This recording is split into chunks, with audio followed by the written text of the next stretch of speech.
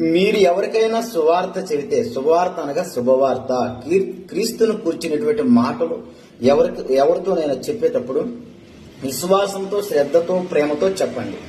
మీరు చెప్పే ముందుగా పెదాల నుంచి కాదు, హృదయంలో కోరుకొని ప్రభువా ఈ వ్యక్తి బాగుపడాలి అని ఇష్టంతో, ప్రేమతో చెప్పండి. మీరింటికి వచ్చిన తర్వాత కూడా వాళ్ళ కోసం ప్రార్థన చేస్తూ ఉండండి. ఏమని ప్రార్థన చేయాలి చూద్దాం రండి. మార్కు సువార్త 16:20 వారు బయలుదేరి వాక్యం అంతటా ప్రకటించిరి. ప్రభువు వారికి సహకారుడై ఉండి వెంట వెంట జరుగుతూ వచ్చిన సూచక క్రియల వలన వాక్యమును స్థిరపరచుచుండెను. వాక్యము స్థిరపరిచే బాధ్యత దేవునిది, పనిచేసే బాధ్యత నీది. అర్థమవుతుందా సోదరా? అయితే సూచనల ద్వారా దేవుడు స్థిరపరిచే దేవుడు వాక్యాన్ని. మరి మన జీవితంలో అపోస్తుల పట్ల చేసిన కార్యాలే మన జీవితం కూడా జరిగితే ఎంత బాగుంటది.